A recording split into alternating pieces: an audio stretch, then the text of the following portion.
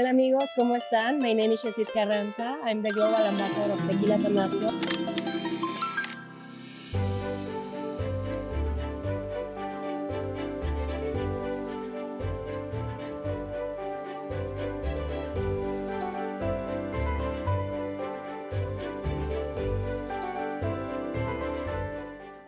Hola amigos, ¿cómo están? My name is Carranza. I'm the Global Ambassador of Tequila Atanasio and also part of the family. And this is our distillery. Welcome to Tequila Atanasio. Right now we are located in the valley of Jalisco, Tequila town. And behind me we have some plantations of agave, blue agave tequila Weber, which is the only species we can use to produce tequila. And well, these agaves are about to be harvested. Actually, right in the back we have some agaves that are already giving the flower, the quiote. So that's a signal that tells us that the agaves are ready to be harvested. And well, once we harvest our agaves, they're going to be bring to the distillery so we can start with the production of tequila. Just to let you know, most of the agaves that we use for our production are coming from the valley. Sometimes we get agaves from different areas, but the majority are from here because we know the people, we have friends here, we have family, and we like the agaves that we have here in the valley. So please follow me. Let's go for more details about the production of Atanasio.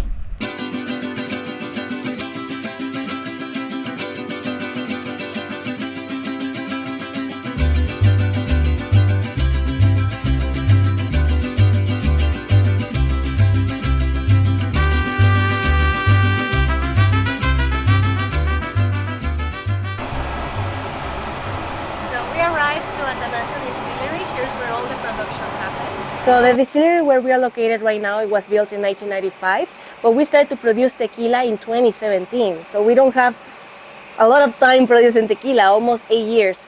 And since that year is when we created the whole name of Atanasio. So the inspiration of calling our tequila Atanasio was because one of our partners, his uncle, his name was Atanasio. And this person was an agave farmer and also a tabernero or tequila moonshiner. He was from the very, very old school. Actually, I don't know if you know, but tequila before was known as tequila, it was known as vino mezcal. So Atanasio was from that time. So Don Atanasio used to say that a daily shot of vino mezcal harms no one. So he was always drinking a shot of his own vino mezcal or tequila and going to work to the agave fields. And this person lived 103 years. That's why we have his name and also the age that he lived. So that's the inspiration of our brand. And now in terms of production, how do we make our tequila?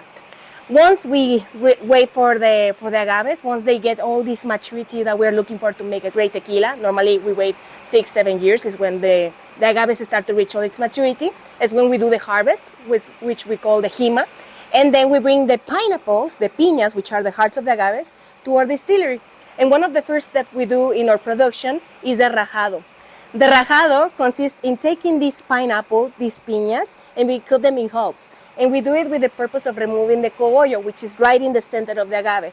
And we take away this cogollo because the cogollo, when you cook it, it gives you some bitter honeys that influences in the flavor of your tequila. So because we want to avoid that bitterness in our tequila, we take away the cogollo. And once that is done, our piñas are ready to be cooked. So please follow me so you can see the autoclave and the cooking process.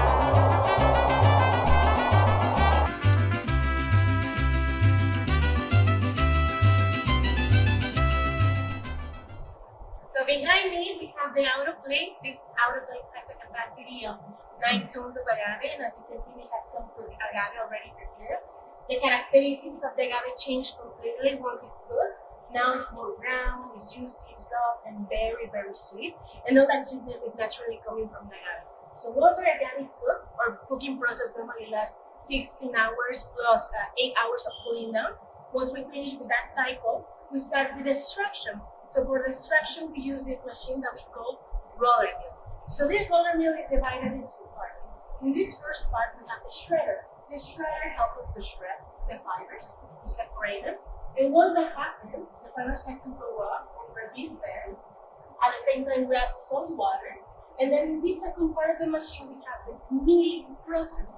And this milling helps me to separate the juices from the fibers. So the juices are formed right here.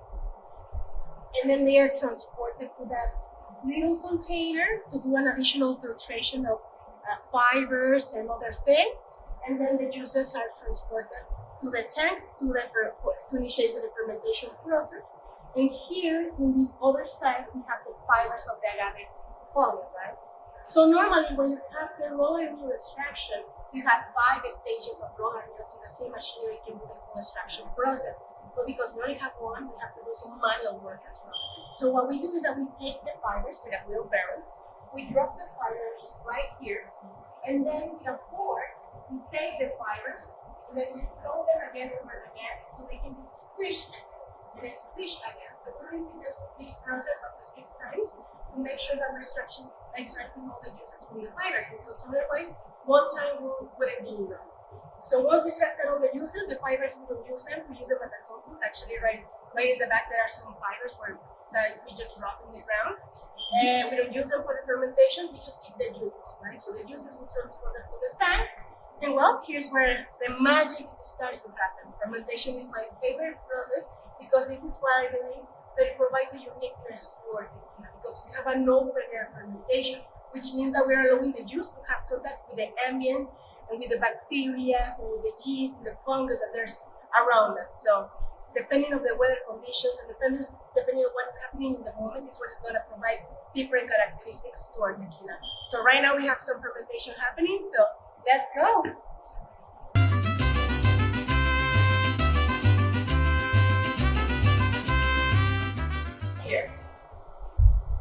Right here we have some fermentation.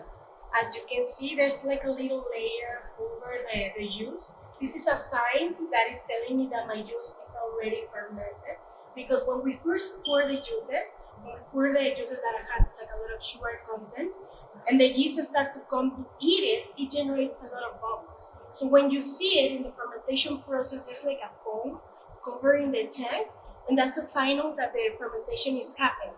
And once all the sugars were transformed into alcohol, when the yeast is not working anymore, those bubbles stop, right? So there's no activity anymore, and that's a signal that is telling me, okay, this juice is ready to be distilled.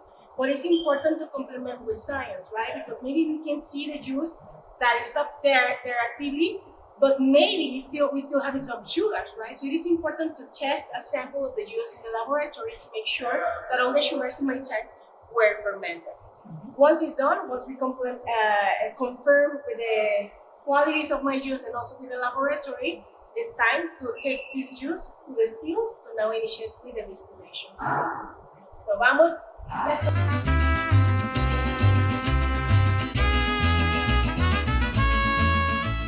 This is Luis. He's helping with the distillation process right now. He's blending some of the tequila. This is a tequila para it's tequila already, but because we're distilling, what he's doing is blending the whole thing to take a sample and see what is the real ABV of what we're getting here in the distillation.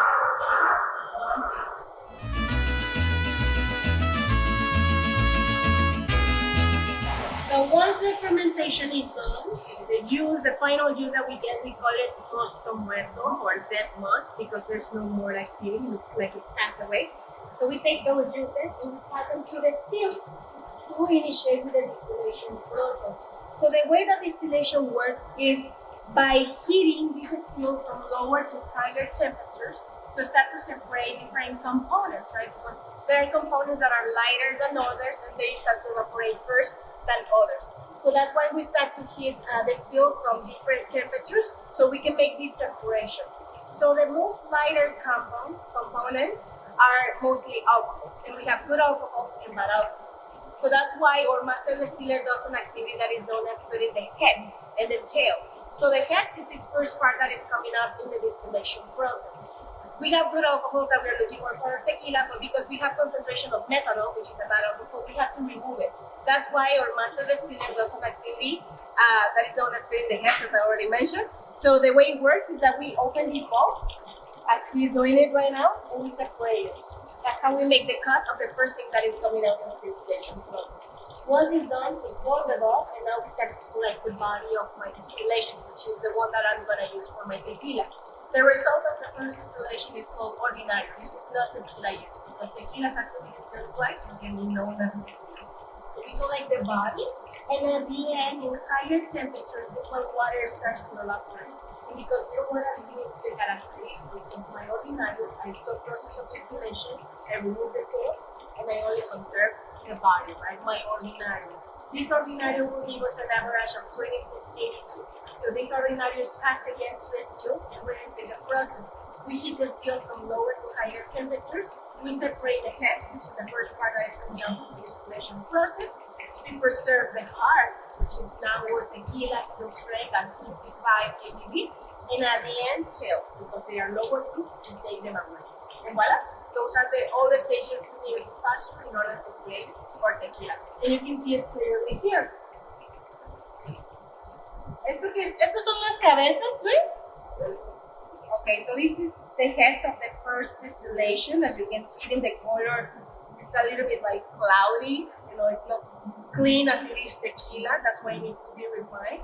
This part, we take it away. Then the ordinario gives us an average of 26 ABV. It has characteristics from the agave. It's similar to tequila, but if you taste it, it doesn't have that concentration, you know, of alcohol and flavors. That's why we need to distill it. So we keep this one. Then the tails are very lower proof, 12 ABV. Like it's practically like water, like blended with bagasse. So it's like a flavor that I don't know how to describe, but it's not tequila, of course. And we remove these two parts, then it goes to distill again. And then in the second distillation, because we are refining, right, we already removed a lot of water. In the second round, will be more concentrated in alcohol. So now the heads are coming up in 75 ABV, lots of flavor and characteristics. But we don't use this for our tequila, we take it away. The heart, or tequila, at 55, this is how it will look like. It's also a clear spirit. And of course, it has all the characteristics of the agave. It's right the center of my distillation process. And at the end, it tells 12 ABV. So we take them away. And voila, we need to pass through all the stages in order to create this. And that's it. Let's go to do some tasting of tequila. Vámonos. ¿Esto qué es? So this is some still strength tequila. ¿Sabes a cuánto está? This is a 56 ABV. So let's do the quality control.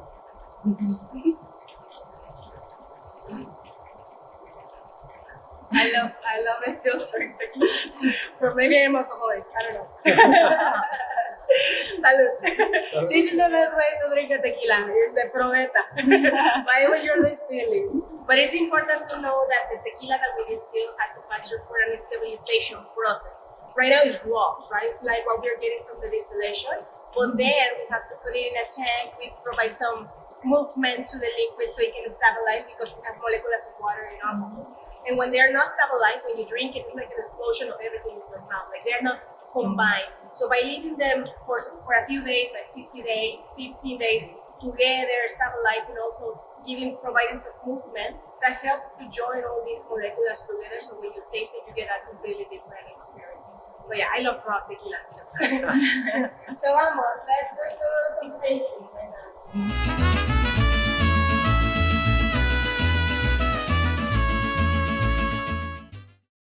That everything like process, bottling, labeling, aging happening here in the same program. On that side, we have a couple of rooms where we do our bottling here and the labeling area. Everything is done manually. Like we have a small team and they are in charge of doing all this process once we have the tequila finished. And well, also we package all of our bottles here. So when the trucks came for the distribution, we can put them here in the truck. But everything happens right here.